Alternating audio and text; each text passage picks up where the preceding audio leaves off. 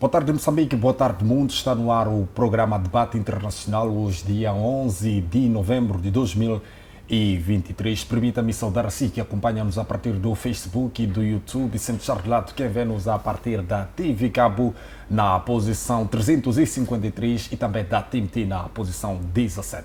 Bom dia, boa tarde e boa noite, dependendo do fuso horário que estiver a acompanhar o programa. Para hoje, pretendemos fazer uma análise dos diversos temas que marcam a atualidade internacional. Mas para já vamos à apresentação do nosso painel do dia. Começo do meu lado direito, tenho cá comigo o Alves Mulungo, a quem desde já saúdo. Boa tarde, seja bem-vindo. Boa tarde, meu colega do painel.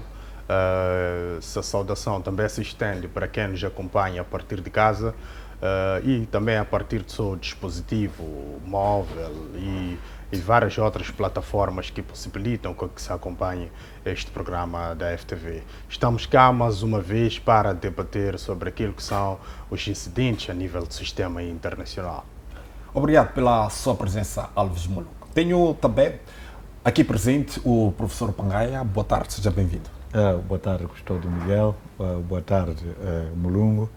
Boa tarde, telespectadores. Vamos aqui partilhar aquilo que é o acontecimento internacional, mas sempre, como temos dito, procuremos buscar relações do que está a acontecer pelo mundo fora e naquilo que está a acontecer aqui dentro, por forma que nós possamos também buscar essas experiências com vista a poder aprimorar aquilo que são o bem para o nosso país. Muitíssimo obrigado. Alves, passa já um mês que o conflito entre o Hamas e Israel iniciou. Que análise pode-se fazer deste um mês de combate entre estes dois movimentos? Bem, este é um conflito que, depois desse um mês, de forma notória, começamos ali a verificar aquilo que é uma consequência. Se pegássemos aqui o Immanuel Kant no intencionalismo e consequencialismo, podíamos ver que, se calhar, a intenção do Israel era uma questão de autodefesa, porque o Hamas é que foi a primeira parte deste conflito, ou o primeiro beligerante a perpetrar uma ação. Então, Israel aparece como alguém que está a defender-se. Está a reagir. Então, aqui, a consequência exatamente que o Israel não calculava é que isso podia lhe trazer uma crise diplomática que se verifica em pormenores como por exemplo, a questão de evacuação de população estrangeira, quando tens ali ainda alguns chineses, russos, brasileiros, ainda alguns como os suecos e os espanhóis que estão à espera de uma espécie de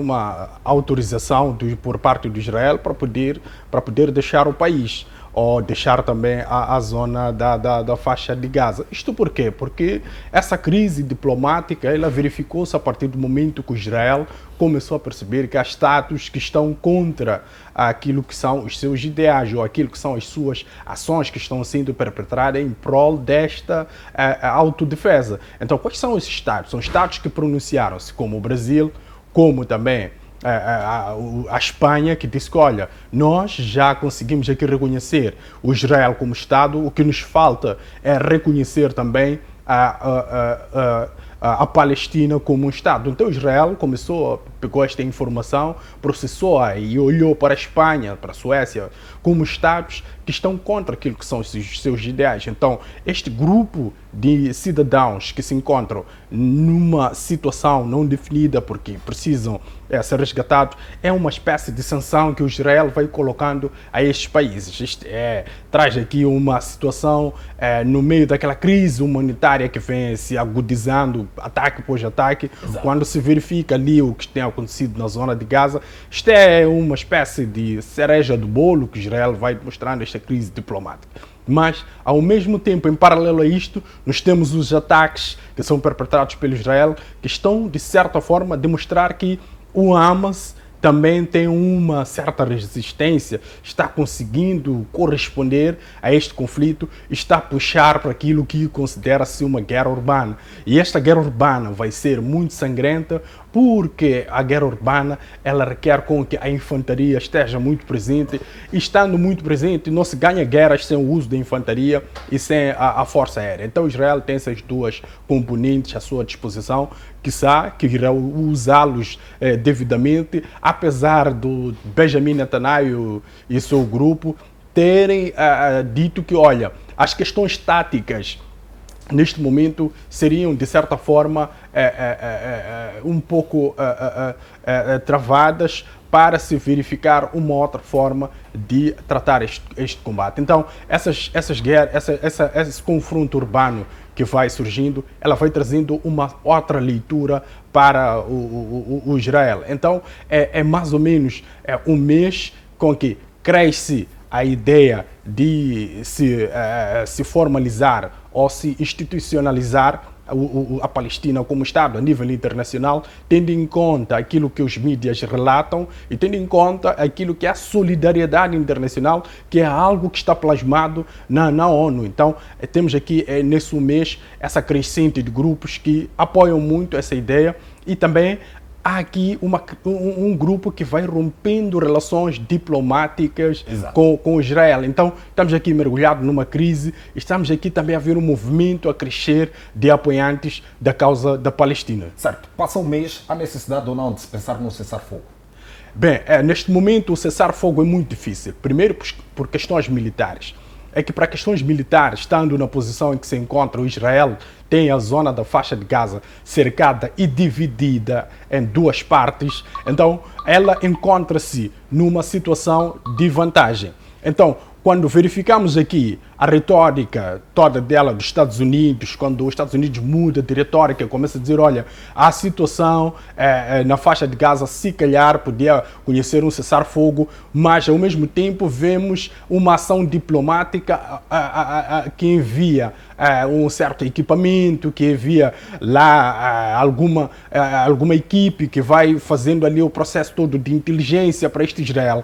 Percebemos que aqui há uns Estados Unidos que está numa questão de distração de massas, porque fala uma coisa e depois faz outra coisa. Então, está num processo de vantagem em termos militares, quando se observa as táticas todas de guerra, mas é preciso recordar que o famoso general Sun Tzu, ele teria dito que não se pode encurralar o inimigo ao ponto dele encontrar-se numa zona onde ele não tenha espaço para escapar, porque a única alternativa que o inimigo terá é lutar até a morte. Então, estamos aqui com essa vantagem que, por sua vez, vai fazer com que o Israel não aproxime-se a uma mesa ou não aceitar numa mesa para um cessar-fogo. Mas o Hamas, neste momento, deve estar a movimentar os seus dados para conseguir essa negociação, porque é muito difícil estar na situação em que se encontra o grupo Hamas neste momento. Obrigado, Alves. Professor Pangaia, passa um mês que este conflito iniciou. O que se pode esperar e também há espaço ou não para se pensar no cessar-fogo? É o seguinte, se calhar vamos procurar novamente uma certa contextualização para aqueles que estão a acompanhar pela primeira vez este programa. Estamos a falar de uma guerra que estão dois beligerantes, a Palestina e Israel. Na Palestina, que está sendo neste momento governado pelo Fatah através da Organização para a Libertação de Palestina, OLP, e também existe um grupo que se opõe à OLP, que é o Hamas. O Hamas, ele é um dos grupos que contesta a OLP por considerar que essa OLP que dirige o país está subalçada ou sob domínio do Israel. Há uma, sim, rivalidade entre os palestinos e israelitas, tendo em conta que o Israel mantém colonatos dentro da Palestina. Israel teve o seu domínio, aquele país, a Palestina, cerca de 75 anos, numa colonização contínua, e o grupo Hamas ele tem estado contra isto, tem estado resistente a este cenário. Para além disso, o Grupo Hamas reivindica a não existência do Estado israelita. Eis então que no dia 7 de outubro, o Grupo Hamas perpetrou um ataque que ceifou cerca de 1.400 israelitas e que, a partir daí, o primeiro-ministro de Israel, Benjamin Netanyahu, declarou uma guerra contra a Palestina e disse que havia de ser Palestina, o Grupo Hamas, havia de poder pagar bastante caro. E a partir daí começaram os ataques à faixa de Gaza, onde o Grupo Hamas tem maior domínio. Exato. Neste momento, a faixa de Gaza ela está cercada e inclusive dividida, e a cidade, a maior cidade da faixa de Gaza, ela igualmente está cercada, e a maior parte das zonas já estão lá os militares israelitas. Procurou-se aprovar uma lei de cessar-fogo junto das Nações Unidas, na altura que era presidida no mês passado com o Brasil, mas os Estados Unidos vetou o cessar-fogo por achar que aquele acórdão que estavam para poder aprovar não incluía a defesa de Israel. Então, estamos num cenário em que, onde o Israel, medindo forças com o Grupo Hamas, está bastante longe de haver um equilíbrio neste caso, tendo em conta que, para além de Israel ter um exército bastante equipado, ele é apoiado pelos Estados Unidos. Quando eclodiu esta situação, os Estados Unidos mandou lá 2 vasos de guerra, navios de guerra, em que estão protegendo o Israel no mar Mediterrâneo. Para além disso, temos Inglaterra, que tem seus também navios militares, temos a Itália, está neste momento naquele lugar.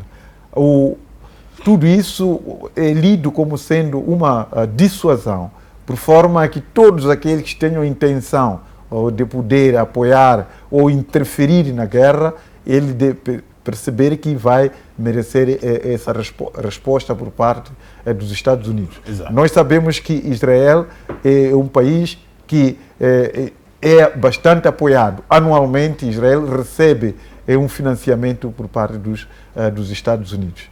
Então, os outros grupos que pretendem aqui entrar, dificilmente nós vamos encontrar países que vão comprar uma briga com Israel, porque sabem de que Israel tem por detrás Estados Unidos da América, Inglaterra, Itália e todo o Ocidente liderado pelos Estados Unidos.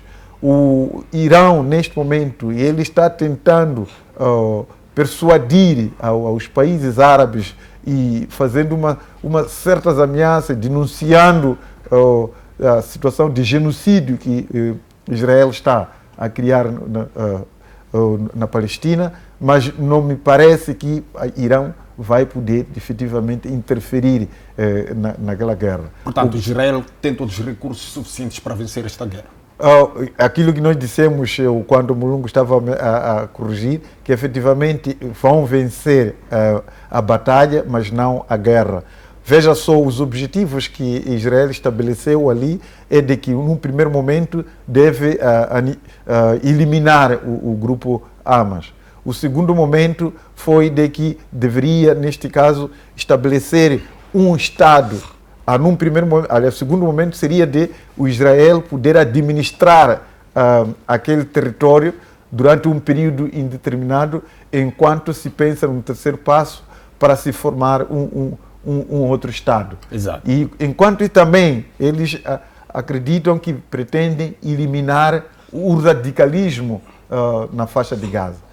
Mas esse terceiro objetivo é extremamente difícil que Israel ele possa conseguir de eliminar o radicalismo na faixa de Gaza. Por quê? É que os palestinos eles crescem sabendo as sevícias que o Israel tem estado a perpetrar naquele país. Tornaram a faixa de Gaza, ou a Palestina no geral, extremamente dependente de Israel. É de Israel onde sai a água tanto para o consumo. É de Israel onde sai a energia, é de Israel onde sai o combustível. E muitas das vezes, quando ele entende o que está a acontecer agora, corta o fornecimento desses elementos básicos. E o grupo Hamas, ele que recebia apoios de Irão para dar água às populações e explicava à população de que, olha, a falta de água, a falta de energia, a falta de combustível, em face do Israel estar a restringir o abastecimento desses produtos. Então, todo o palestino ali cresce a saber essas situações e tem uma certa raiva com o Israel. Exato. Então, o radicalismo no Paquistão, e aliás, na Palestina, dificilmente ele vai ser eliminado. Exato. Pelo contrário, vai terminar. Acreditamos que o grupo Hamas não tem como evitar a entrada, a ocupação da faixa de Gaza e a Palestina no geral por parte de Israel. Isso vai acontecer a qualquer momento. Exato. Obrigado, professor Pangai. Mulungo, alguma coisa a acrescentar neste tema? Bem, este passado mês desse conflito, o que verifica-se aqui é a incapacidade das Nações Unidas. As Nações Unidas, que outrora foi criada para evitar situações de guerras ou agressões de um Estado que sinta-se capacitado para guerrear com uma outra, aqui o seu papel foi obliterado, de certa forma, ao nível das Nações Unidas entrar em discordância até com aquilo que é a política norte-americana, ou aquilo que é a política externa norte-americana, quando olhamos durante este processo todo aquilo que foi o posicionamento do António Guterres. Então, este aqui é o pico máximo do fracasso das Nações Unidas. Por quê?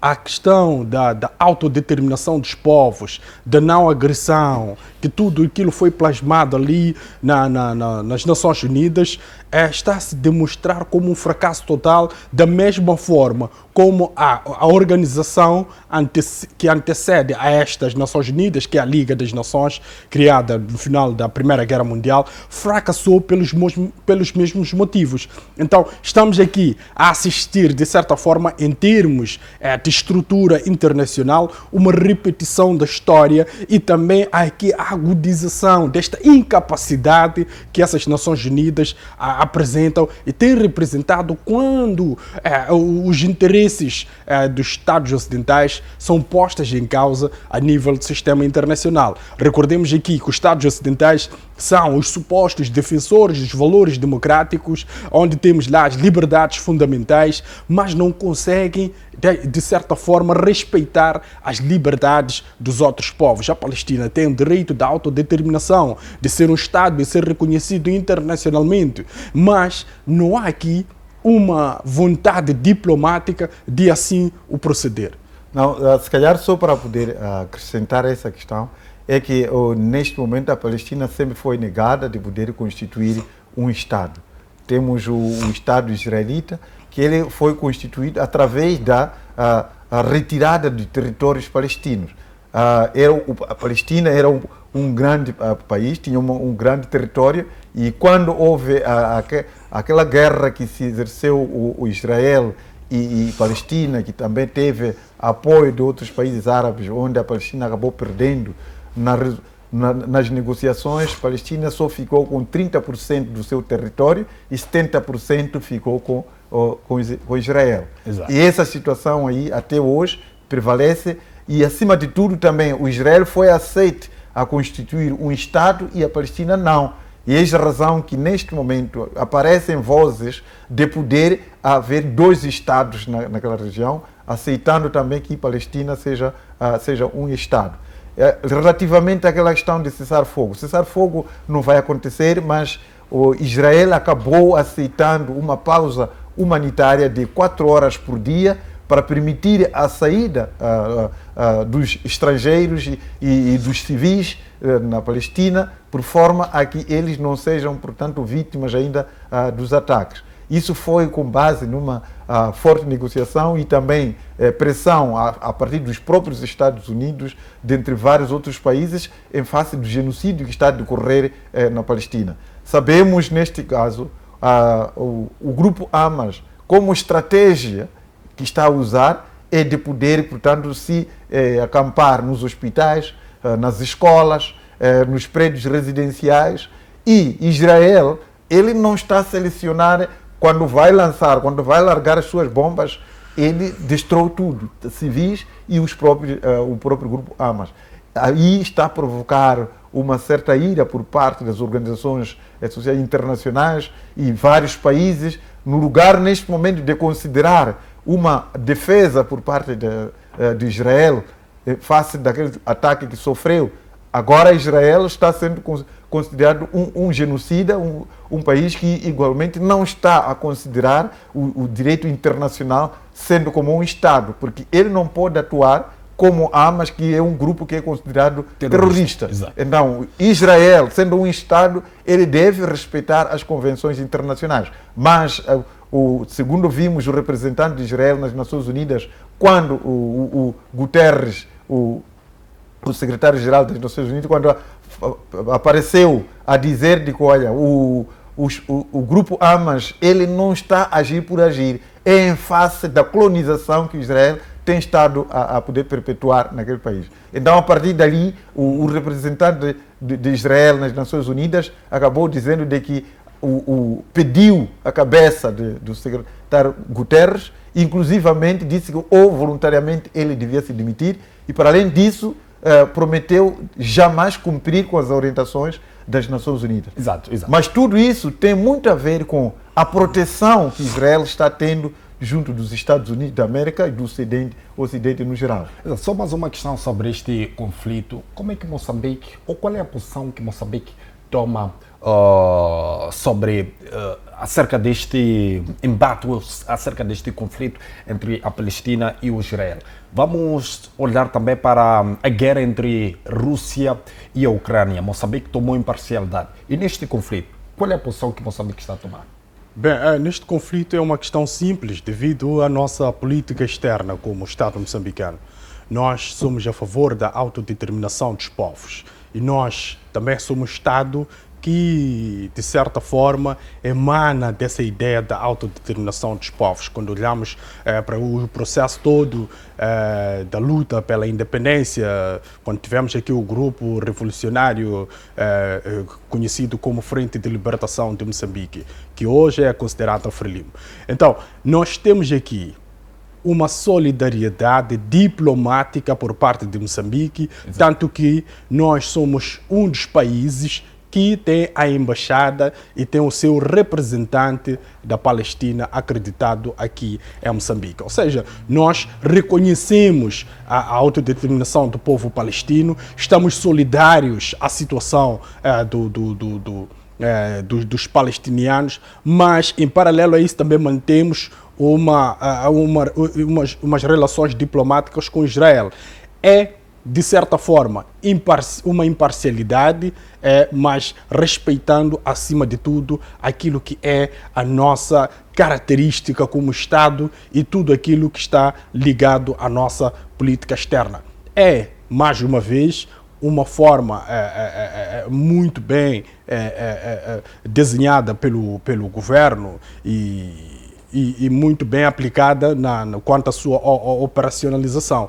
É nestes momentos onde certos líderes são postos à prova, a sua capacidade de decidir sobre uma determinada situação demonstra aquilo que é o poder com que se instrumentaliza a sua ideologia política ou não. Então aqui estamos a verificar uma certa imparcialidade, mas que ela emana daquilo que é a nossa natureza como Estado desde o nosso processo de surgimento. Exato.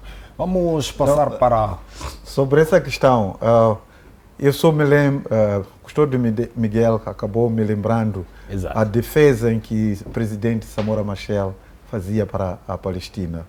Lembramos que na altura o país albergou aqui militantes, não é, da Organização para a Libertação da Palestina, OLP, e em todas as suas intervenções falava do apartheid na África do Sul, falava da Palestina, dentre vários outros países, que ele sempre clamou pela liberdade desses países.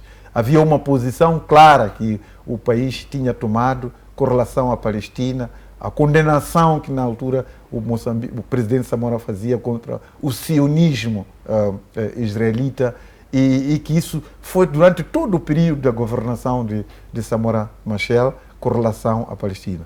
Obviamente que é penoso o que o povo palestino está a passar. Nós temos que tirar ilações, tirar lição daquilo que a Palestina está a passar neste momento. A dependência custa muito caro. Veja só que a civícia que neste momento está a passar, em face da dependência extrema que a Palestina teve, hoje está em piores momentos. Foi cortado água, a luz, combustíveis, porque tudo isso dependia de Israel. Nós, neste momento, temos forte dependência, por exemplo, com a África do Sul. Exato. Nós não podemos manter essa dependência por muito mais tempo. Hoje, tem um governo que é um governo amigo, um governo que vê Moçambique como um povo irmão, mas amanhã a África do Sul muda seu regime ali. Poderemos passar essas civícias que está acontecendo na Palestina. Nós não podemos, em nenhum momento, continuarmos a poder manter essa dependência. Paulatinamente, nós devemos criar nossas próprias forças. Não significa isso que estaremos ultra independentes. Não é possível isso acontecer. Mas questões básicas, nós não podemos continuar, como essa questão que está a acontecer hoje, a batata, tomate, coisas assim básicas que nós temos que depender da África do Sul. Isso não pode prevalecer. Temos que aprender. Aquilo que nós temos estado a falar aqui, nesse debate internacional, não podemos só ver o que está a acontecer para além das nossas fronteiras. Vamos buscar ilações daquilo que está a acontecer para além das nossas fronteiras e para nos prepararmos por forma que essas situações também poderão acontecer no nosso país. Exato. Muitíssimo obrigado. Vamos passar para o nosso segundo tema, que dá conta que Vladimir Putin, de 71 anos de idade, decidiu concorrer às eleições presidenciais de março, uma medida que manterá no poder até pelo menos 2030.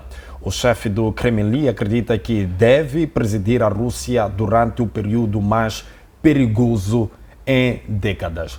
Vou assim, Mulungu, qual é a importância desta reeleição ou desta candidatura de Vladimir Putin, tendo em conta que o conflito entre a Rússia e a Ucrânia ainda está a decorrer? Bem, a nível do sistema internacional, neste momento, nós estamos a verificar uma certa crise de líderes com capacidade de movimentar as máquinas estatais em prol daquilo que são os seus grandes interesses. E um chefe do Estado como o Putin, e mergulhado no conflito na Ucrânia em prol daquilo que eles chamam tentar, de certa forma, colmatar uma ameaça existencial, que é essa aproximação ocidental, que a Rússia considera como uma ameaça existencial. Um líder como o Putin é imprescindível, é uma pessoa incontornável neste momento e que é a única pessoa com capacidades de dar continuidade a este conflito. Então, não vejo e não tenho assim em mente na nossa história universal um líder que abandonou o poder em plena guerra aberta. Isto ia abrir um espaço, de certa forma, para que o conflito na Ucrânia ganhasse uma outra faceta. Exato. Mas eu estou em crer que esta reeleição ou este processo de candidatura que automaticamente, olhando para aquilo que são os processos eleitorais na Rússia, há uma garantia de que o senhor Putin ele vai conseguir, de certa forma, esta reeleição. Então, eu não vejo aqui um espaço para que um outro candidato, e também na Rússia não se fala muito da oposição neste momento. Certo. Toda ela, a oposição, encontra-se numa situação desarticulada por um certo motivo, é que o Putin, pela sua forma de ser, tendo passado por muito tempo pela KGB, que são os serviços secretos da Rússia, ele conhece tanto a ideia da política que verifica-se ali que foram silenciadas todas as vozes que tentem ou agir contrário àquele que é o grande projeto desta Rússia. Então, não estou a ver aqui um candidato à altura para, de certa forma, correr com este Vladimir Putin, e não estou a ver também o Vladimir Putin a abandonar aquilo que é o seu grande projeto, porque ele prometeu resgatar o orgulho russo e ele está nesse processo e, de certa forma, pouco a pouco tem-se verificado que o orgulho russo tem voltado a ganhar a sua magnitude, que por muito tempo, ou depois da queda do Muro de Berlim, pelo grande erro como a luz da história da Rússia, do Gorbachev, foi verificada ali nas negociações, a aproximação da Rússia ao Ocidente, a cedência da Crimeia. Isto tudo é considerado como sendo as maiores tragédias da história da Rússia. Então não vejo aqui o povo russo a abdicar de Vladimir Putin, principalmente neste momento crucial das relações internacionais. Portanto, o Putin tem ganho maior parte, ou neste caso, confiança de maior parte dos russos? Sim, o Putin neste momento, ele é o líder que mais tem se destacado.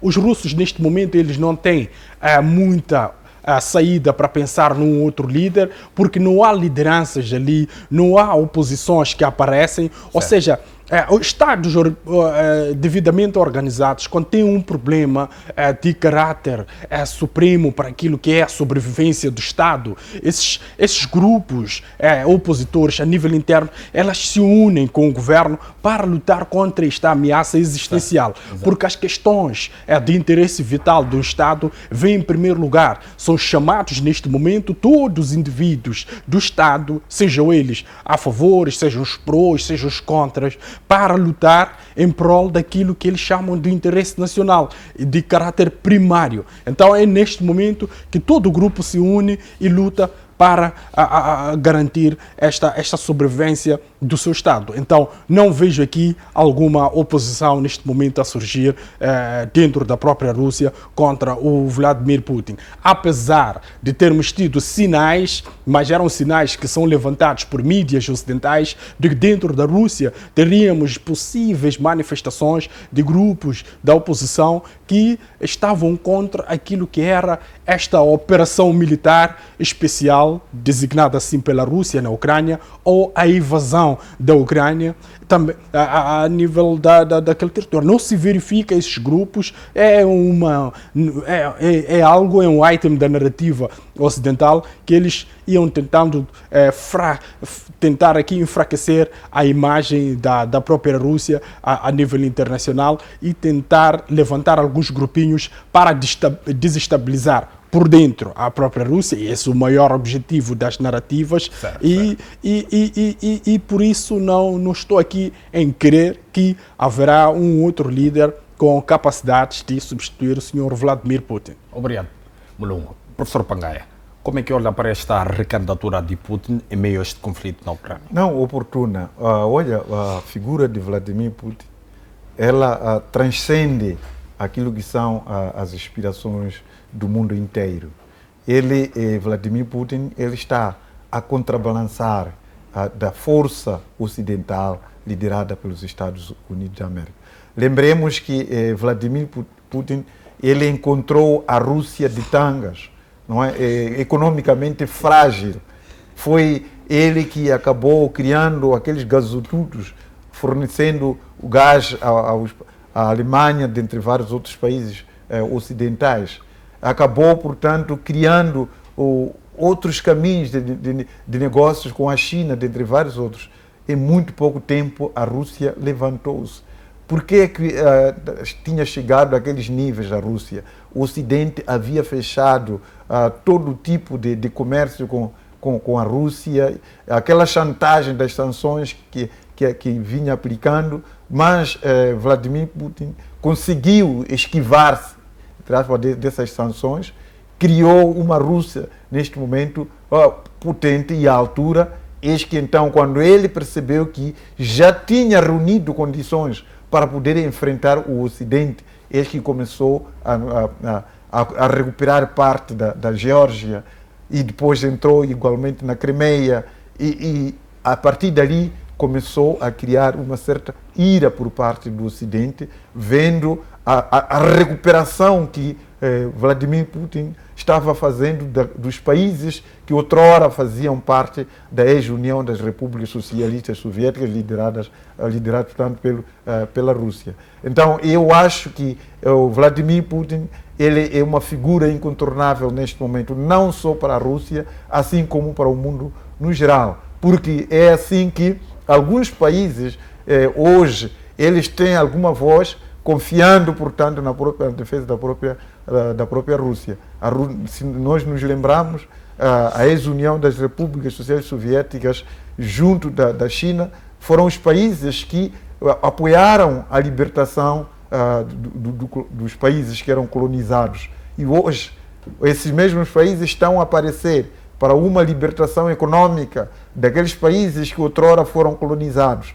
E paulatinamente, através dos BRICS, lembramos-nos que no mês passado o presidente da China anunciou 30 trilhões de dólares que depositou no banco dos BRICS para emprestar os países da periferia a taxas de juros bastante baixos, com vista a construir as respectivas infraestruturas para libertar-se, portanto, das dívidas que tem com o Fundo Monetário Internacional. É mais um outro apoio que vem, neste momento, da China para poder libertar os países outrora colonizados, porque os colonialistas saíram assim fisicamente, mas voltaram numa colonização econômica, endividando os países como o nosso, Moçambique, com várias coisas, e a partir daí ficar novamente colonizados. Vamos esperar aproveitar essas oportunidades que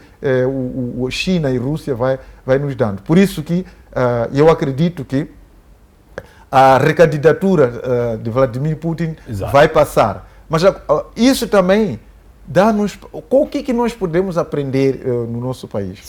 As democracias que hoje falam de 2 mandatos, não é? Depois disso não pode voltar a se candidatar, dentre vários outros. Nós estamos a ver que país após país, entre outros países, estão a dar outras formas das eleições nos seus próprios países, dependendo do desempenho de cada um dos presidentes. Então, eu acho que o nosso país também deveria aprender nisso. Eu não sei se em 10 anos um presidente efetivamente pode implementar aquilo que é o sonho dele para o seu próprio país. Devíamos refletir sobre essa questão. Para além disso, quando nós estamos a falar de 2 mandatos, são mais ou menos 10 anos, geralmente o presidente no mandato, ele pelo menos só tem 3 anos, porque os primeiros 2 anos fica aí numa questão de conhecer isso, de desenhar projeto, e depois logo aparece a situação de campanha. Quer dizer, pura simplesmente nós estamos a trabalhar para a questão das eleições. Aquilo que é o sonho de um presidente para dirigir um país nessa periodicidade que prevê a tal democracia que vem, dificilmente nós vamos progredir. Essa é a razão que temos sempre dito. Vamos lá sentar, pensar na nossa maneira própria de gerir o nosso país. Vejamos, a Rússia está fazendo isso. Eles alteraram a Constituição da República e Vladimir Putin vai recandidatar agora até 2030 e dali também tem a oportunidade de voltar a se candidatar até 2036, porque para eles o mandato já passou de 6 anos. Veremos um Putin a sair do poder quando a idade já não permitir. Não é isso. Nós temos hoje o Biden, está aos 80 e tal anos. Ele, nessa altura, prevê-se que ele tenha quase a idade um pouco mais do Biden. Então ele ainda tem esse potencial de estar lá, não é? Dependendo do desempenho que ele vai apresentar. Exato. Para mim, neste momento, ele está em melhores condições de poder continuar a liderar a Rússia e também a defender os países da periferia, como ele está a fazer nesse momento. Exato. Mulungu. Sim, temos que verificar aqui dentro da própria Rússia que a única figura que tinha essa capacidade de fazer uma corrida um pouco igual ou um pouco equilibrada com com o senhor Vladimir Putin era o senhor Yevgeny Prigozhin. Mas o senhor Yevgeny Prigozhin, neste momento, todos nós sabemos, está onde está, foi dado como morto. Então, pronto, não temos aqui uma figura a não ser o próprio Vladimir Putin. Ou seja, aqui houve aquilo que nas relações internacionais chama-se liquidação de lideranças. Ou seja, aqui, o Yevgeny Prigozhin, depois daquela rebelião de junho, ele ganhou uma certa notoriedade e ganhou uma legitimação por parte do povo russo. Ele foi visto, de certa forma, como uma ameaça a esta figura de Vladimir Putin. É por isso que terminou como terminou. Mas aqui o professor tocou num ponto muito importante, que é a ideia de revalidar o poder, ou seja, abrir-se o espaço para prolongar a candidatura por uma figura dentro de Estados, quando ele menciona aqui a ideia de 2 mandatos. Olha, eu tenho, assim, um certo receio em poder compreender a ideia de que 10 anos ou 5 anos é muito pouco tempo para a prossecução de um ideal de um líder, porque não podemos aqui abrir um espaço para que um líder que farta o povo e continua no poder porque tem a possibilidade de usar de toda a máquina administrativa do seu país para, de forma não muito convincente, ganhar eleições e continuar no poder. A ideia de perpetuar certas figuras, ela não é muito importante, tanto que a democracia nos abre esse espaço para que, dentro de um determinado período, consigamos escolher uma outra pessoa que vai, de certa forma, vender-nos aquilo que é o seu bom manifesto ou aquilo que é uma agenda que, de certa forma, encontre-se com aquilo que são os anseios do povo.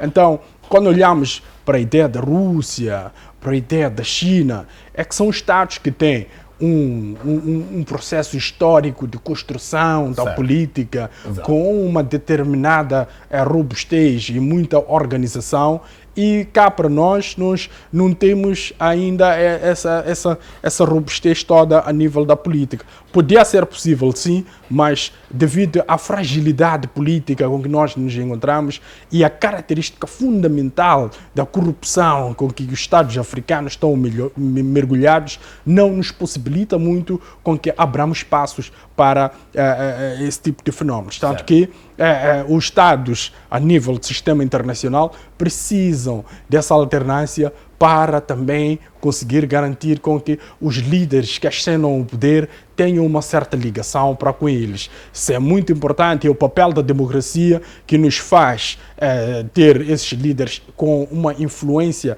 de um grupo A ou de um grupo B. Exato. Muitíssimo obrigado. O que está a acontecer aqui, essencialmente, são esses movimentos em que os países ocidentais eles promovem em África e dentre vários outros países quando eles pretendem interferir e buscar os recursos nele existentes. Podemos ver o exemplo daquela rebelião que Prigozhin perpetuou na Rússia. Aquela, segundo a especulação, mostra que os serviços de segurança dos Estados Unidos da América e da Inglaterra são eles que promoveram aquela rebelião. O que eles pretendiam era para poder fazer um golpe na Rússia. Mas, infelizmente, esqueceram que Vladimir Putin foi um agente da KGB, uma segurança temível na Rússia, e conseguiu, portanto, terminar com aquela guerra. Porque, efetivamente, aquilo foi uma manifestação organizada pelo Ocidente, Estados Unidos e Inglaterra. Mas, felizmente, falhou. E aquilo, eles sempre falam, essa questão de grupos que ele fala, da existência de manifestações, de grupos que se opõem a Vladimir Putin, são alimentados por esses serviços secretos dos Estados Unidos, assim como da Inglaterra e dos outros países, portanto, do Ocidente. E é a mesma situação que estão a provocar junto dos países africanos. Para nós, neste momento, o que nos resta efetivamente é nós podermos encontrar um mecanismo consensual da nossa sociedade qual é a melhor maneira de podermos viver nesse nosso país. Porque está claro que não há nenhuma eleição no figurino atual, ou mesmo que já se fez muitas mutações, por exemplo, no processo eleitoral no país, mas dificilmente conseguimos acertar nenhuma delas. Todo o processo, portanto, é renegado. É daí que eu não sei se efetivamente nós temos que continuar com esse processo que só nos põe cada vez mais divididos, ou temos que ter um concerto nacional para podermos encontrar a melhor forma de como nós podemos dirigir nosso país. A semelhança do que está acontecendo na China, já os mandatos não são aqueles que se previam anteriormente.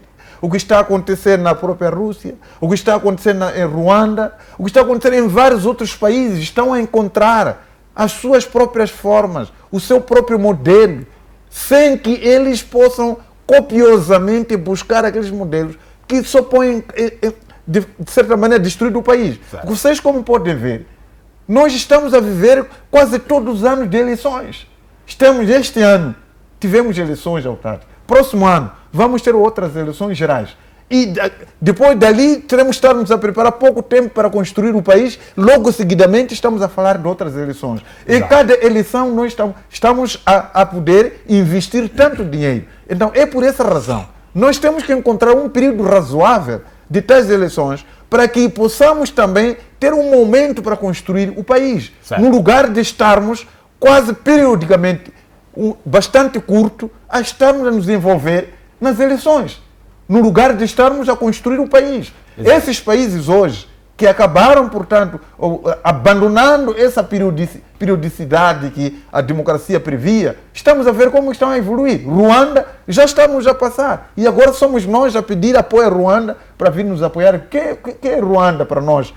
Se nós podemos ver o histórico de Ruanda até hoje. Então nós não podemos estar agarrados dessas convenções internacionais que pura simplesmente só nós que estamos a cumprir e eles não. Aquele genocídio, aquele genocídio que está acontecendo no Israel, se fosse um outro país, em nenhum momento o Benjamin Netanyahu, primeiro-ministro de Israel, estaria a resistir até hoje. Eu acredito que o Ocidente iria intervir, como interviu no Iraque, como interviu na Líbia, como interviu no Afeganistão, porque há uma situação de genocídio. Mas Israel está a matar na Palestina. E protegido, inclusivamente. Estados Unidos e Inglaterra foram estacionar ali marinhas de guerra para proteger Israel daquele que vai interferir nessa guerra aqui. Vendo o seu filho a matar na Palestina. E eles em todo lado protegendo do gozo. Onde está a democracia aqui? Professor Pangai, exato. Vamos para uma curtíssima pausa e voltamos já a seguir com a análise do nosso último tema. Até já, não sai desse lado.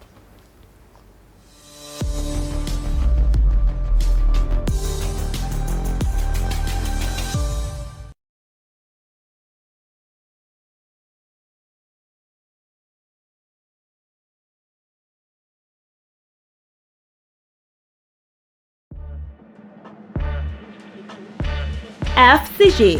Produzimos uniformes, brindes corporativos para fidelização dos seus clientes, divulgação da sua marca e seus produtos.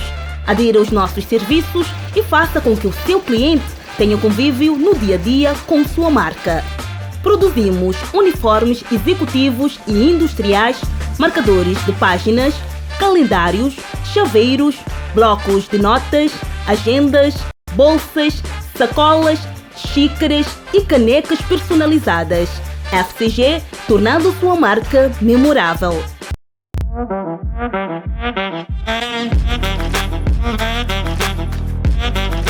Lavandaria Moiasca. Especializada em lavagem industrial e retalho, oferecemos soluções de lavagem para cada tipo de tecido. Limpeza a seco para as peças mais delicadas e do ramo industrial.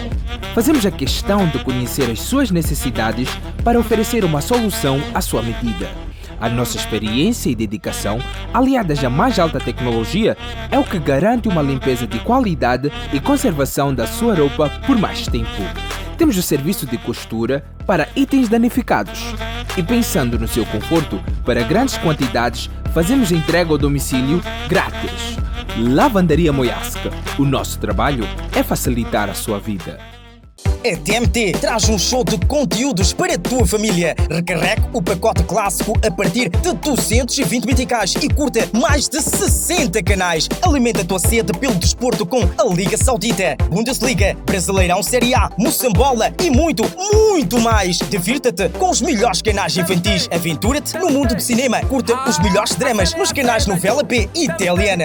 TMT, o mundo digital em sua casa. FTV Concertos é um programa que homenageia os fazedores da cultura moçambicana, lembra os artistas e os hits que marcaram os moçambicanos, como Jeremias Mbenha,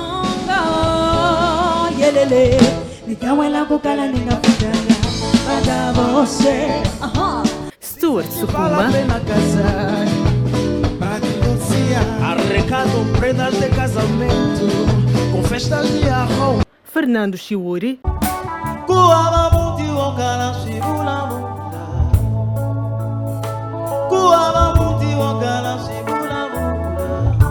e muito mais. Não perca o programa FTV Concertos todos os domingos pelas 15 horas aqui na FTV.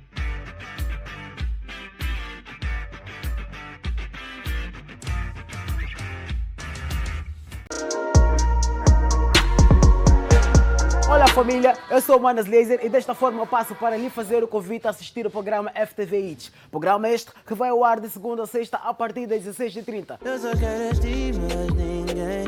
Essa distância entre nós não me faz bem, não me faz bem. Hey menina, valoriza tua melanina, pois ele aqui te deixa mais linda. Aqui você acompanha todas as novidades do mundo da música, atualizações das carreiras dos artistas. A música é baseada em fatos reais, como é que é? Nada, quem me dera conhecer alguém assim. Qual é o critério que o Rolê usa para poder fazer seleção das pessoas com qual trabalha? É um bocado complicado, bro. Misturas já são de DJ Dilson.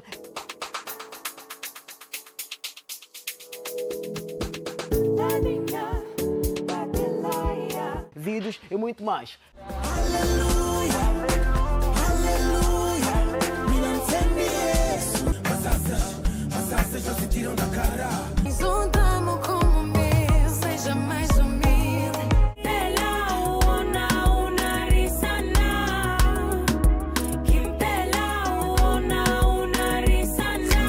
Fiquem sempre ligados ao bom do entretenimento aqui no programa FTV Hits, na televisão FTV.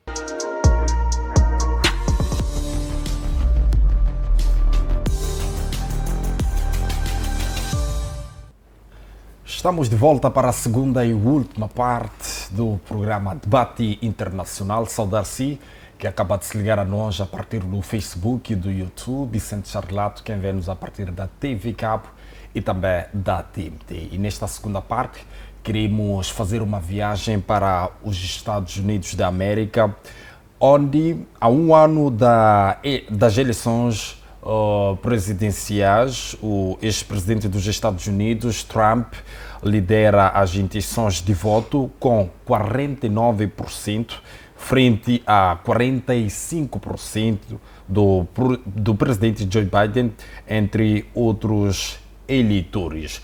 Como é que olha para esta sondagem, tendo em conta que o Trump está, neste caso, a enfrentar processos judiciais? O povo norte-americano quer dizer que ainda confia neste líder? Bem, nos Estados Unidos da América nós temos aquilo que é o entusiasmo do eleitor para ir votar. Exato. Isto é muito importante porque o Trump começa aqui a despertar a ideia do eleitor aproximar-se às urnas ou a fazer o voto eletrônico que eles tanto têm feito no seu estado. Não, isto é o quê? Numa primeira fase, no processo de campanha, o candidato precisa convencer o eleitorado a ir votar. E numa segunda instância, o candidato precisa convencer o eleitorado a optar em si, ou seja, a votar no seu manifesto, ou a confiar na sua agenda. Então, o Trump aparece como alguém que consegue, de certa forma, trazer as pessoas a essas duas dimensões. A dimensão de ter vontade para votar e depois de olhar para ele como um eleitor, como o candidato favorito. Isto é muito importante para um processo democrático como norte-americano, porque nos Estados Unidos da América o voto, diferentemente do Brasil, de Moçambique, não é obrigatório. Então, as pessoas podem, de certa forma, optar por não votar, como também podem optar por votar. Então, precisa exatamente trazer aqui essas duas componentes, que é, primeiro, convencer o eleitor e depois fazer com que ele aposte no seu manifesto. E depois temos aqui, o Trump aparece como sendo alguém desvinculado ao grupo, ele aparece como outsider, ou seja, aquela pessoa que vai concorrendo e vai, de certa forma, lutando de uma forma independente, porque temos ali um certo divisionismo dentro do grupo republicano. Há quem concorda que o Trump é o candidato preparado para assumir a próxima corrida presidencial, mas há ali um grupo que olha para o Trump como sendo aquela pessoa que não tem essa capacidade de correr as presidenciais e ganhar as eleições. Então ele aparece como um outsider, consegue vender bem a sua imagem de outsider fora daquele grupo todo republicano. Então nós conhecemos essa capacidade do senhor Donald Trump. Então ele vai fazendo as suas. É uma pessoa que, de certa forma, tem uma presença indispensável nas redes sociais. Exato, Isto é muito importante porque as redes sociais hoje em dia são o maior dispositivo que consegue influenciar toda a máquina juvenil numa determinada sociedade a aderir a um certo produto. Ou seja, hoje em dia, aquele que consegue dominar as redes sociais, consegue dominar o pensamento juvenil, consegue dominar as vontades da juventude. Então, este é o Donald Trump que aparece de forma ativa nas redes sociais a fazer aquilo que é a sua pré-campanha. E depois temos aqui uma condição de determinar a agenda. Esta condição de determinar a agenda do Donald Trump é que ela vai muito ao encontro àquilo que são os debates públicos a nível dos Estados Unidos da América. Aqui temos duas coisas, ou dois fenómenos que são muito importantes para o eleitorado, que é o fenómeno guerra na Ucrânia e guerra no Israel. Sim. Ou seja, há voltados valores que são canalizados para a Ucrânia. Exatamente. E temos aqui valores também que são canalizados para o Israel, para ajudar nestes conflitos, mas que ao mesmo tempo, em paralelo a esta situação, temos uma população mergulhada a uma insatisfação ali devido a essa violência estrutural. Violência estrutural porque eles não conseguem ver a todos os dividendos a se refletirem nos seus bolsos ou nas suas contas bancárias para que no final do dia consigam satisfazer aquilo que são as suas necessidades básicas. Mas depois temos aqui o domínio sobre a máquina. O domínio sobre a máquina é algo que extraordinariamente o Donald Trump tem feito muito bem e de certa forma verifica-se aqui quando se levantou os valores disponíveis para cada candidato, onde tínhamos cerca de $1 milhão para o atual presidente Biden, para a sua campanha, mas tínhamos em contrapartida disponíveis para o senhor Donald Trump cerca de $37 milhões para a sua pré-campanha. Então ele tem um domínio da máquina que é extremamente interessante e é muito importante porque ele terá a possibilidade de fazer o seu jogo todo funcionar devidamente. Agora, no meio deste jogo todo que o Trump está tentando fazer, há um jogo importante que é esse jogo que é feito pelo presidente Biden e também pelo seu grupo democrático, que é usar a máquina da justiça contra o Trump. Exato. Então, levantam-se aqui processos para fragilizar essa imagem, diabolizar essa imagem e fazer desta máquina da justiça o elemento fulcral para este processo eleitoral e fazer com que o Donald Trump não tenha uma imagem credível a nível do eleitorado norte-americano. Recordar que estados como os Estados Unidos da América não são muito adeptos de eleitores que estejam a travar um certo processo judicial. Eles são muito rigorosos quanto a esta parte. Mas há aqui que recordar que o presidente Luiz Inácio Lula da Silva, neste caso, ele é alguém que também teve um processo judicial neste momento ele ocupa um posto presidencial no nível do Brasil, ou seja, de um tribunal ou de uma cadeia para a presidência do Brasil. Então, é muito importante. O Trump pode usar isto como uma certa... pode se repetir nos Estados Unidos. Pode se repetir e pode ser usada como uma inspiração, uma ideia de superação por este senhor Donald Trump. Então, eu vejo aqui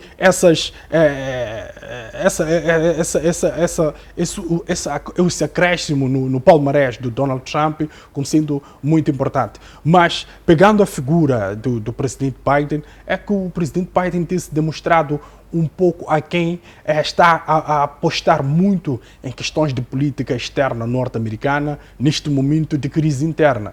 A política externa norte-americana ela é muito importante para momentos de satisfação interna. Então, surge a ideia de política externa, aquilo que é a agenda do candidato, como sendo uma saída, uma alternativa para convencer o eleitorado. Mas o eleitorado, neste momento, percebe-se ou encontra-se numa situação em que está a sofrer uma determinada crise que é consequência direta daquilo que são os valores que são canalizados para as guerras, tanto a da Ucrânia e a do Israel. Então, este é o maior pecado, se calhar, do presidente Biden.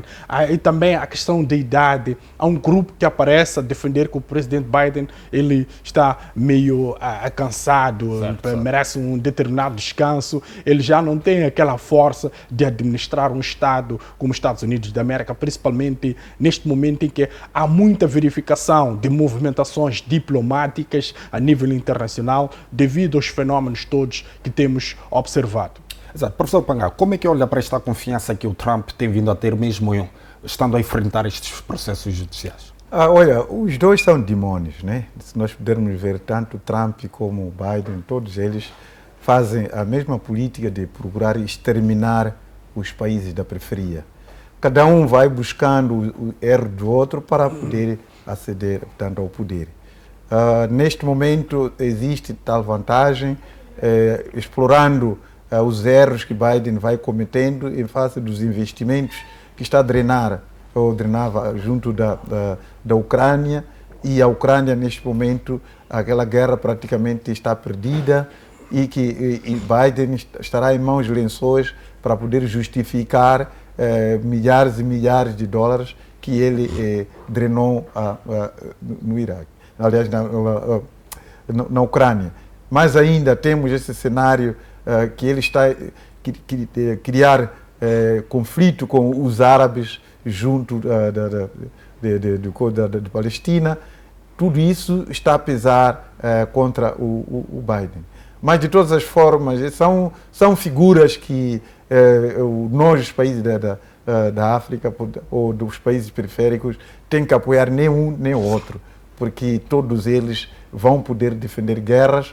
Nós ouvimos no último momento o Biden a dizer que as guerras são necessárias porque elas movimentam a economia. Isso é absurdo ouvir de um presidente a falar disso, porque são essas guerras que estão a ceifar vidas humanas, como estamos a ver na Palestina neste momento. Os números que são indicados são acima de 10 mil palestinos mortos, alguns mortos nos hospitais, nas ambulâncias, quando estão sendo salvos para poder chegar ao hospital, nas escolas, nos edifícios residenciais, sob proteção do Biden, que mandou lá os seus vasos de guerra para proteger aquele que é o Israel. Exato. Então, o próprio Trump, nós temos visto as políticas dele. É verdade que Trump, em algum momento, ele pretende muito mais para ver a economia dos Estados Unidos,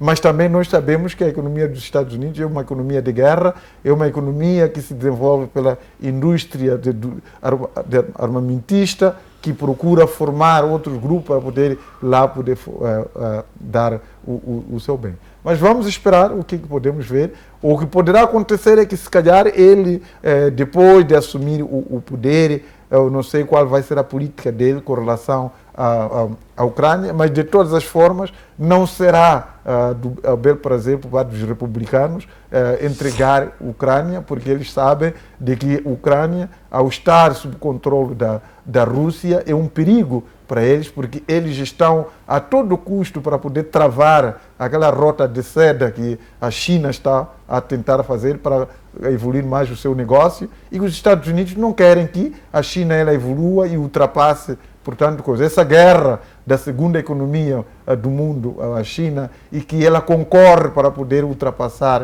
os Estados Unidos. Os Estados Unidos não querem isso, então está a fazer tudo por tudo para poder impedir que isso aconteça. Então, a política econômica de Biden, assim como do Trump, ela irá sempre tentar proteger que os Estados Unidos continuem ainda o chifre do mundo, que possa estar a governar o mundo de todas as formas. Então, é nesse sentido que nós não podemos muito aqui a poder nos alegrar por este ou aquele, porque todos eles vão procurar sempre financiar guerras, porque para eles as guerras são a sobrevivência deles. Exato. Sim, aqui mais um ponto é que o presidente, aliás, o candidato Donald Trump, ele tem um problema de caráter pessoal com o Benjamin Netanyahu. Quando das últimas eleições, quando o presidente Biden foi confirmado como o vitorioso no processo todo, o Benjamin Netanyahu terá parabenizado o Biden, e em contrapartida o Benjamin Netanyahu mantinha uma relação de amizade considerável com o Donald Trump, então ele terá ficado indignado. Então aqui a ideia da continuidade de patrocinar a guerra do Israel de certa forma sofre uma certa ameaça se o Trump ascender ao poder. E a ideia também da guerra na Ucrânia também pode ficar numa situação um pouco diferente da que se encontra na atualidade. Recordemos que o Trump ele é um indivíduo que toma as suas decisões de forma radical. Quando recordamos a retirada dos norte-americanos no Iraque, que foi uma tomada de decisão que o Donald Trump não fez avaliação de muitos pontos, ele a tomou e de uma forma muito flexível. E também a ideia de garantir o Mar do Sul da China como sendo uma zona muito importante para o comércio internacional e principalmente para os Estados Unidos da América, ali o processo de transações com os tigres asiáticos e também com alguns estados africanos, porque o Mar do Sul da China garante aquele corredor todo do Oceano Índico. O Trump teria retirado as suas forças no tempo em que ele se encontrava no poder. Ele desativou as bases que estavam ativas naquela zona. Então, há aqui uma ideia de que, se calhar, o posicionamento norte-americano a nível da política externa pode sofrer um certo posicionamento diferenciado. Aliás, é recordar que a frase que mais usa o Donald Trump é a famosa frase de América para os americanos, ou American Great Again. Então, é preciso aqui observar com uma certa relevância este Donald Trump, a sua figura, para esses assuntos todos a nível do sistema internacional. Exato. Estamos a passos bem largos para o fim do nosso programa, mas gostava que analisássemos esta visita que teve lugar ontem do Putin ao quartel-general para a operação na Ucrânia. Começo consigo, Mulungu, que análise faz desta visita do Putin ao quartel-general para a operação da Ucrânia? Bem, estas visitas de um líder como Putin aos quartéis ou às bases montadas pelos militares neste momento de confrontos com a Ucrânia são muito importantes porque elas elevam a moral de toda aquela máquina que se encontra ali montada para as ofensivas. Recordar que a Rússia, neste momento, está a corresponder à suposta, à tão ovacionada contra-ofensiva ucraniana. A Rússia tem agora bombardeado algumas instalações de caráter econômico, quando vimos ali ataque a alguns setores de energia, algumas fábricas de produção. Então, esta visita, ela vem, de certa forma, no momento em que há uma distração, a nível do sistema internacional, distração, os mídias todos estão focados no assunto do Israel e Grupo Hamas, ou Israel e Palestina.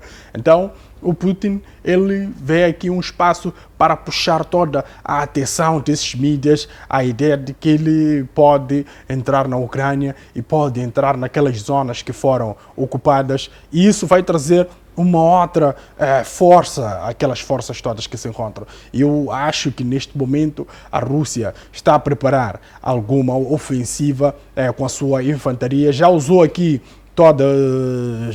está usando toda aquilo que é a sua capacidade tática, que é o lançamento de mísseis e os drones kamikazes, mas também este é um momento com que, se calhar, vai se libertar a infantaria. Não é possível ganhar uma guerra sem que a infantaria esteja na sua melhor forma, na sua melhor moral, tanto mental e tanto também a nível de condições de logística. Então é preciso aqui trazer uma ideia de fortalecimento, uma ideia de aproximação do líder, para que essas forças não percam a sua vontade de lutar neste conflito. Exato. Professor Pangá. Sim, nós ouvimos, foi ontem que os Estados Unidos da América acabaram de aprovando um apoio à Ucrânia para poder se suster durante o período chuvoso que se aproxima. Com base nisto, acredito eu que o próprio Putin apercebeu-se desse cenário, razão pela qual ele está a visitar o seu quartel para poder dar moral, nova estratégia de como poder suster aquela guerra. Para além disso, o próprio Putin sabe de que, maioritariamente, os países hoje estão mais virados à guerra de Israel, como o meu colega do painel se referia, e que ele precisa de poder aproveitar este momento de poder dar maior incursão. Sabemos que no passado recente o secretário-geral da NATO havia aconselhado o Vladimir Putin, presidente da Ucrânia, para que ele aceitasse ceder os territórios ocupados. Mas o presidente da Ucrânia não aceitou essa proposta, inclusive ele lançou palavras que, obviamente, não foi de agrado. E muito recentemente voltou a dar a mesma proposta aos Estados Unidos, agora acabou de dar essa proposta ao Vladimir Putin para que assim acontecesse. Só que o presidente da Ucrânia continua ainda de pés firme de que ele precisa neste momento de armas, sobretudo os aviões, para poder conseguir aguentar com aquela guerra, e que ele em nenhum momento aceita dar aqueles territórios. Mas neste momento nós sabemos, segundo os mídias, há uma situação de certa revolta ou provavelmente um desenho de guerra civil dentro da própria Ucrânia, por haver alguns movimentos que já não estão a suportar com aquela guerra. E esses movimentos acabaram, portanto, estão ganhando força em face do anúncio de Zelensky de cancelamento das eleições no próximo ano, no mês de março. Exato. E ele acabou dizendo que, na situação atual, o país não está em condições de poder realizar eleições, razão pela qual 2024 não haverá eleições.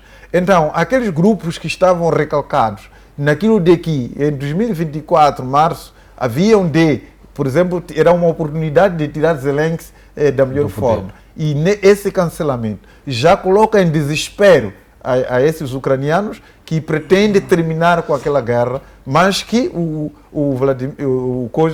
os Zelensky continuam ainda a poder manter-se na guerra, mesmo percebendo que sem apoios, a qualquer momento, o país todo corre risco de ser tomado. Ou aqueles que estão a aconselhar, até dizem, olha, enquanto ele prevalecer naquela situação, a Rússia provavelmente vai a tempo de anexar outros territórios. Então, valia a pena, neste momento, aceitar perder aqueles que já perdeu, que já estão nas mãos, porque a recuperação daqueles territórios é uma situação bastante remota, que a Ucrânia volte a ter aquelas terras. Quando muito que vai acontecer ali é provavelmente a Rússia se estender. Mas também nós não estamos a prever que aquela guerra vai terminar só com a tomada daqueles territórios que a Rússia neste momento ocupou. Para mim, aquela guerra só terminará se o Zelensky sair do poder e a Ucrânia entrar um regime pró-russo. Aí a Ucrânia estará efetivamente livre daquela situação. Exato. Enquanto estiver um regime pró-ocidental, dificilmente a Rússia ela vai deixar de poder desestabilizar ou criar condições de poder invadir aquele país, porque constitui uma ameaça para a própria Rússia. Exato, certo. Muitíssimo obrigado. Mulungo, últimas considerações. Bem, como últimas considerações, eu gostava que é um dado muito importante, não sei se terá passado despercebido às mídias internacionais, é que o Israel terá proposto a ideia de evacuar a população da Palestina para alguns estados europeus, tais como Grécia, Espanha. Isto, para mim, assume a ideia de, efetivamente, o Israel quer ocupar toda a faixa de Gaza e, de certa forma, fazer com que todo aquele território seja parte do Israel. Então, há aqui uma atenção extremamente importante por parte dos Estados a nível do sistema internacional, devem prestar essa atenção, porque não pode se permitir com que um Estado como Israel, devido à sua capacidade e os seus aliados, isto eu falo a nível da capacidade militar, a capacidade de oprimir o outro, tenha essa possibilidade de evacuar um povo para ocupar o seu território. Aquele povo pertence àquela região e merece o seu devido respeito e merece também crescer, ver os seus filhos crescer num território estável, num território pacífico, e também a ideia de se associar ao terrorismo, ao Islão, é uma ideia extremamente errada, principalmente para os tempos que correm, porque o Islão e o terrorismo são duas coisas extremamente diferentes. O Islão é uma religião, o terrorismo é um fenômeno que o próprio Islão condena, tanto que não se pode associar estas duas coisas. Porque a religião cristã também não é associada a um certo fenômeno muito condenável a nível do sistema internacional, e idem o budismo e todas as outras formas professadas a nível do sistema internacional, elas não são associadas. Então, o Islão também não pode ser associado. Tem que se ensinar às pessoas que o Islão é uma crença, e é uma crença muito bonita quando ela é bem conhecida e bem mergulhada dentro dela. Então, temos que olhar com uma atenção e desconfiança a este pronunciamento do Israel perante a essa ideia de evacuar a população para os Estados europeus. Obrigado, Alves Mulungo. Professor Pangai, últimas considerações.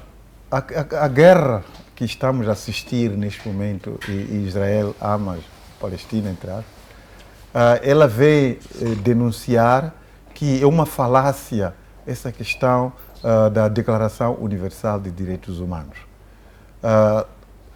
O genocídio que Israel está a perpetrar na Palestina, sob proteção dos Estados Unidos, Inglaterra e todo o Ocidente, aqueles que defendem a tal Declaração Universal de Direitos Humanos, tais que defendem as convenções internacionais que devem ser respeitadas, mostra-se claramente que é uma falácia. Não consigo perceber até que ponto os Estados Unidos, ela diz defensor da democracia, defensor de direitos humanos, ela vai se instalar no mar Mediterrâneo, protegendo Israel e dissuadindo os outros para não poder intervir, quer dizer, amedrontando os outros países para não ajudar a Palestina, assistindo o seu filho israelita, Benjamin Netanyahu, primeiro-ministro de Israel, a matar, a cometer genocídio naquele país. E meia volta a poder defender direitos humanos. Diz que dos mais de 10 mil mortos na Palestina, 70% são crianças e mulheres. E Estados Unidos tem esses dados, tem vindo a dar isso. É o tal país que se considera pai da democracia no mundo. Está ali com seus vasos a proteger as matanças que Israel está fazendo. Então, nós temos que refletir sobre essa questão das convenções internacionais que nos impingem para que nós possamos cumprir, enquanto os tais precursores, meia volta, estão a fazer aquilo que vão fazendo. Não sei se vale a pena nós continuarmos ainda prescritos nessas convenções internacionais, ou nós temos que começar a pensar na nossa maneira de ser e estar. Porque é preciso que todo mundo comece a perceber o cenário que está a acontecer na Palestina e Israel. A última questão que temos que fazer aqui é a questão da dependência externa. A dependência externa que a Palestina foi sujeita durante anos pelo Israel, hoje está a custar caro. Israel está em conflito com a Palestina. Israel, como sendo doadora de combustíveis, alimentos, tudo que mantinha como condições básicas a Palestina, cortou. Então, o que estamos a ver, quanto é que custa ser dependente do outro? Então, nós não podemos ficar de braços cruzados a pensar nas doações. Sempre temos recomendado, Moçambique, vamos lá apostar as nossas energias naquilo que nós somos capazes. Agricultura, turismo, pesca. É isso que nós temos capacidade de o fazer. As coisas complexas deixemos para mais tarde, porque essas coisas complexas só nós permitimos a entrada dos multinacionais para poder eles saírem com maior valor e nós ficamos ainda empobrecidos. Exato.